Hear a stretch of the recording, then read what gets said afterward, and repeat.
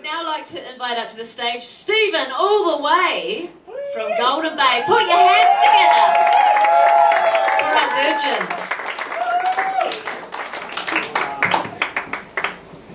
Oh, you're so kind, you're so kind. My name's Stephen Wilkinson. I'm here to... Oh no, what are you doing here? Can't you just leave me alone? Every time I do a gig, you turn up. Can't you just, don't know, see someone else?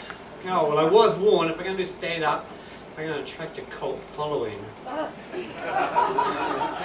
on that note, I'd just like to say to anybody who'd like to try this full-time, that life on the road is very lonely and sometimes dangerous. That's why I live in a house. After much pleading with my mother on the phone, I finally convinced her to send me a letter from home. So, because she's quite a funny lady, she's funnier than I am, I thought I'd share it with you. Oh, wait a minute, there's more. Okay. Dear Stephen, living, weaving, reason, believing, heathen, we think of you constantly. Your fathers and I hoped you enjoyed our letter from home gag. We wrote it ourselves. It's alright, it gets better. Now, regarding your last correspondence, we were thrilled to hear, thanks to our new ear implants, and to read that you are seriously considering opening a combined plumbing, supplies and tobacco shop. We just hope this isn't one of your pipe dreams.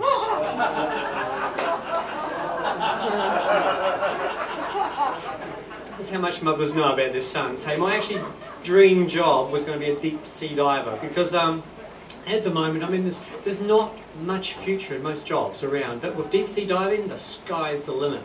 But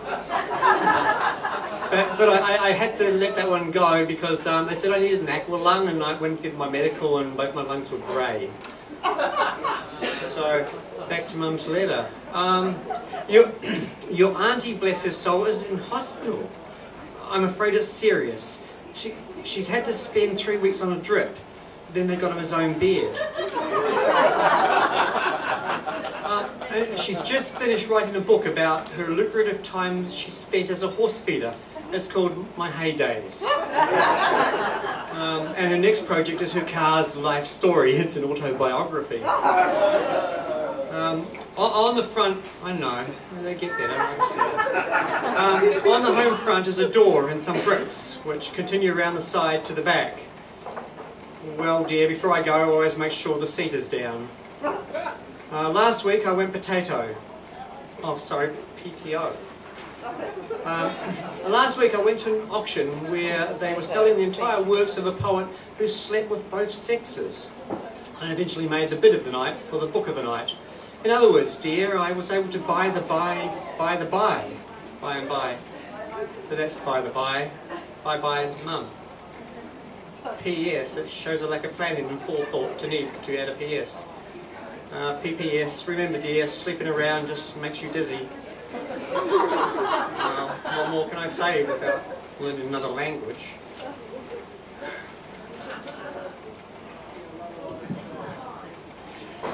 Well, thanks for Mum for that letter. Like I said, my name is Stephen Wilkinson. I'm from Golden Bay, and this is all new to me. I've sort of got to that stage in my life where I've realised I've actually didn't plan for the future, and I have no money, and I sort of feel like the grasshopper who forgot to learn to play the fiddle. So I thought, well, I've got to do something, grasping at straws, and I thought, well, try stand-up comedy, and maybe I will get famous and be able to live the jet-set lifestyle that I want to be accustomed to. And so I thought, yep, I'll give it a go. So I went around and told people, hey, guess what, I'm going to do stand-up comedy. Whoa, really? Everyone told me jokes. But then the other night, I saw on television, it was, what channel was it? It was, what's that channel that doesn't have Campbell Live? Channel 3. That's it. And yeah, I know, come on, wasn't that great? How many people of you guys changed your profile picture on Facebook to have John Campbell? Anyone? How do you feel now, hey? Yeah, amazing thing to get John back on the air. All those people watched his show, his ratings went through the roof, and what happened? They still canned him. And what did Channel 3 do? They gave all the John Campbell watchers the big fuck you. How did they do that? They put on the show, which is an English show, which is played on Prime on Sundays about 2 p.m. called Come Dine With Me, where they get people with special personalities to dine at dinner parties with other people with special personalities, and then they judge who was the most special and they make money. And they just Kiwiized it and put it on at the same time. The only way they could have done a bigger fuck you to the John Campbell crowd is to put on the Wombles. Oh cool, I'm glad someone got that. I thought I might have to change it to the word Teletubbies because there was a few young people in the audience. Yeah, she's old. Yeah, we're all old. And like I said, I'm from Golden Bay, which is a really cool place. I love it there because we've got everything we need in Golden Bay. We have nothing more. We just have what we need. I mean, we've got a gym, which is so cool because I've decided I'm going to start getting into shape. I want to become a circle, which is sort of really cool. Yeah. But like I was saying, a lot of people told me jokes. They kept telling me jokes because, you know, it's really weird. I don't understand. I go, oh, have you heard this joke? They tell me jokes. So I thought, well, I'm going to tell you a story about these two guys who live in Bainham. And if you don't know where Bainham is probably the place in Golden Bay, the furthest place you can go and still be in Golden Bay without not being in Golden Bay. We say over there in Antarctica, you say, well, if you're going to Bainham, make sure you get enough petrol, otherwise you'll probably come back married. So it's a very, very special place. But there's these two guys. His name's Bruce, and the other guy's name's Trev. They live right up the back of the valley. I know, yeah, I know, it's very, Bruce and Trev. They live in the valley. They come to town 3-4 times a year, and they go to Tinkie's Tavern. And they were there, sitting at the pub, having dinner because they were celebrating. So I think some of the heifers had just had calves, so they were just celebrating about that. And they were talking about what they normally talk about, posts and diggers and grass, height and animal husbandry. And about 4 tables away, Bruce saw out of the corner of the eye there was a woman and she was doing this. And he says, Trev, wait here. And he gets up, he goes up to the woman, and by the time he gets there, she's standing up and she's sort of going... And he looks at her right in the eye and he says, excuse me, are you choking?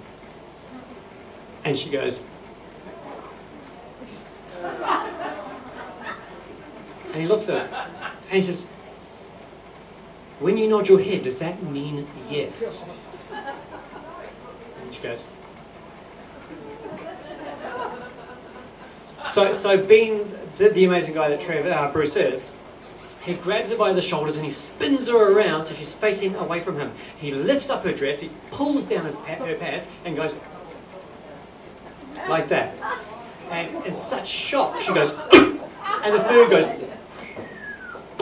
and lands on a table, 2 tables away. And he pulls back up her pants, straightens her dress, tips his hat to her, and he goes back to his table. Now Trev's sitting there, and he's like this. He was speechless. We sits down, Trev goes, oh my God. He says, I've heard of the Heimlich maneuver, but I've never seen it performed before.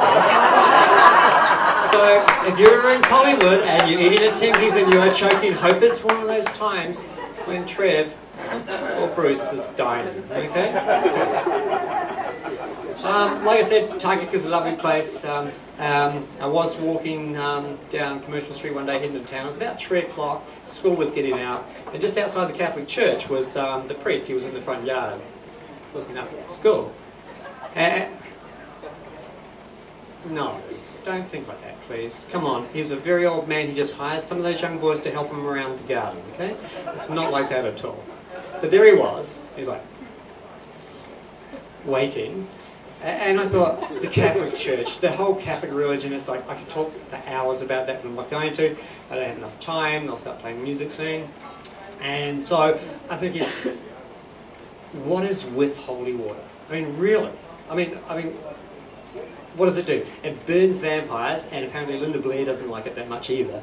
So I thought, well, there's the priest. I'm going to ask him. I'm going to find out. So I went up to him and said, excuse me, Father. He goes, yes. It wasn't me. I did nothing. And I said, well, Father, holy water. I mean, what is with holy water? It looks like water. It smells like water. It even tastes like water. And I says, how do you make holy water? And he goes, well, son, we boil the hell out of it. Which is fair enough. It makes sense to me.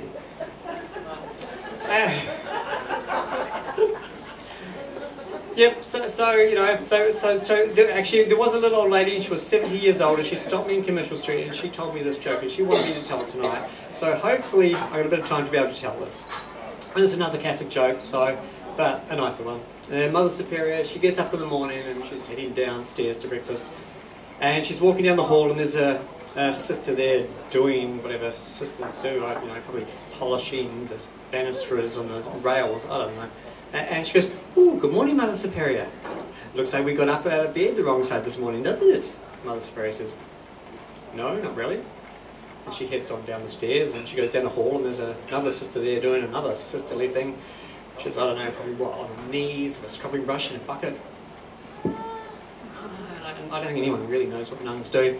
And she looks up and she goes, oh, good morning, Mother Superior. Looks like you got out of the bed the wrong side this morning, didn't it? And I said, well, no, I didn't. She stomps on down the road, and, well, not the road, but down the hall, and she walks into the kitchen, and there's a couple of nuns there, and they all look up and go, hee, and giggle.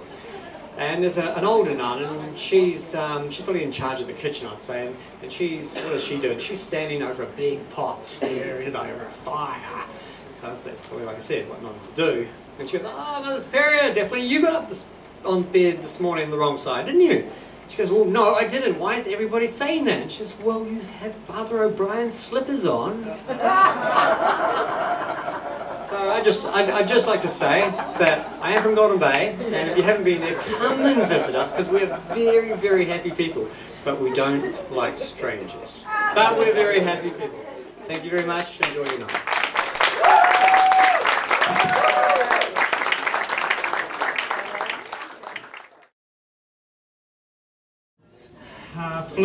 Flower, this is for you. Jokes about PMS that just aren't funny, period. Okay, I'm from over the hill, Stephen Wilkinson, and no, it's not which thing, I'm not over the hill, I'm from over the hill, Golden Bay. I love Golden Bay because everything is the same, nothing changes there, which makes me feel comfortable, makes me feel secure. I mean, every time I go to the beach, it's always there. I love it. But sometimes I like a bit of danger and excitement in my life. So I decided to take up hang gliding. Anyone tried hang gliding out there? Yeah. Oh, this is scary. Yay! Yay! Hang gliders! So I know this guy in the bay who's been hang gliding for years. He doesn't do it anymore. So I thought I popped around and saw him, and so we started talking about hang gliders. He told me about how they work, how you put them together, all that sort of thing, the whole dynamics of hang gliders. And at the end of it I said, you know what, I think I'd like to try hang gliding. And he goes, okay, you can borrow mine. I said, sweet. So we chucked it in the van and I headed off. And I think he was assuming, like I think you guys are assuming, that I went and got lessons. But no, sometimes there's things in life you just gotta do. Because if you can pull it off, it means you're a natural. If you're a natural, you should be doing it. Yep. So I drove the top of Target Hill. I got this thing out of the back of the van. I put it all together and checked the tension of the ropes and everything. And I hooked myself in. And I stood on the edge of the cliff. And I just stood there, waiting for that special wind moment. Because there is apparently a special wind moment that you wait for it. And I started having doubts. I started thinking, oh my God, remember that time I went skin diving when I was 15 and nearly drowned? Maybe this might be like that. I thought, no, just do it. That moment came, and I jumped out into the abyss. And there I was. You should have seen me. It was like this. I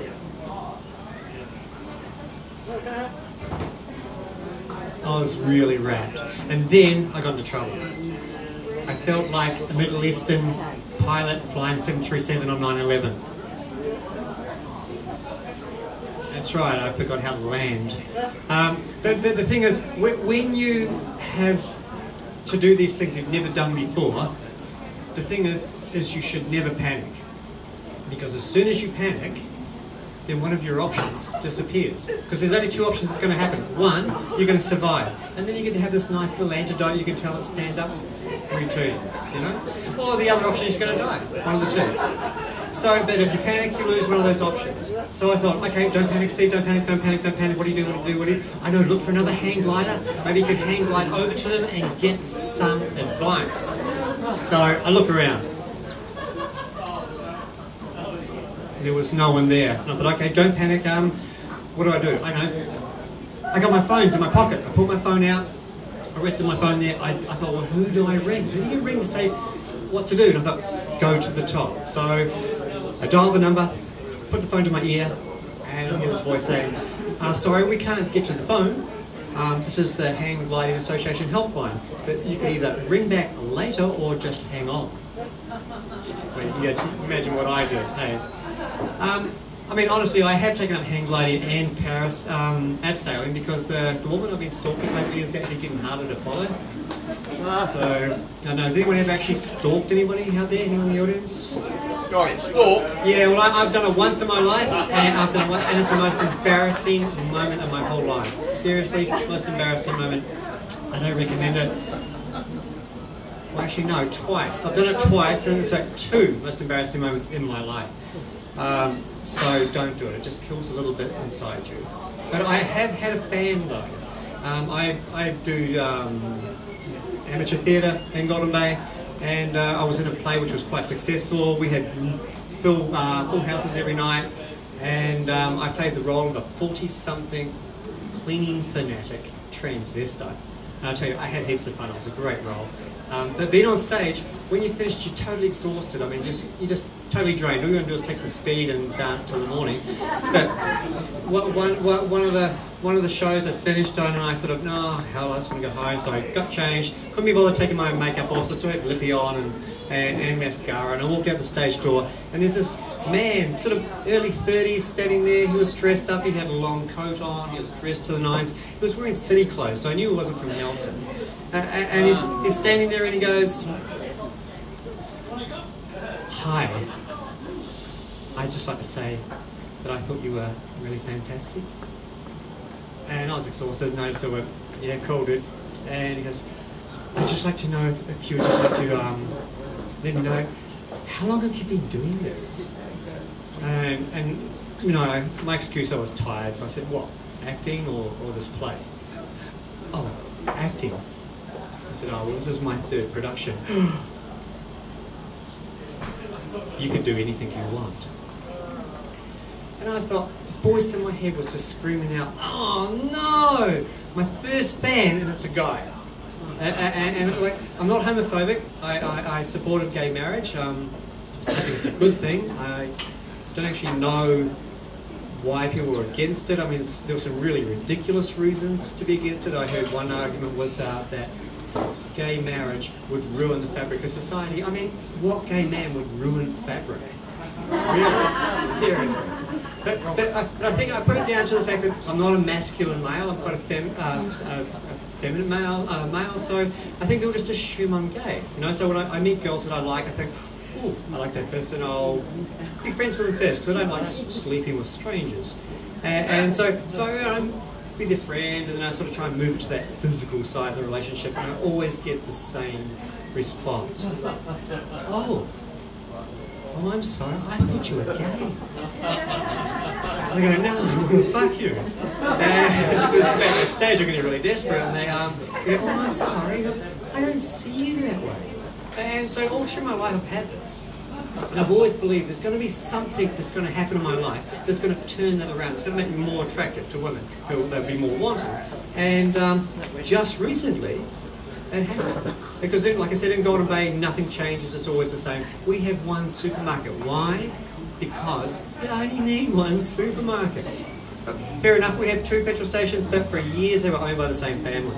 And just recently, we had a new business open up. It was a bottle shop. And I thought, ooh, a bottle shop. And they were advertising for staff. And I thought, well, you know, I'm a, cannabis law reform supporter, but I like a beer just as much as the next guy. So I applied for the job, got the job. Woohoo! I went there, because it's always good to have a job, as you know.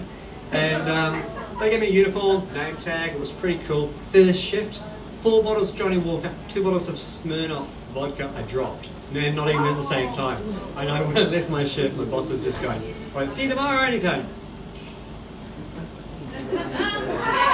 But but you know, the next night, the next shift, it was much better. It was actually 2 bottles of Shiraz and like a wild hog turkey bourbon Kentucky drink thing.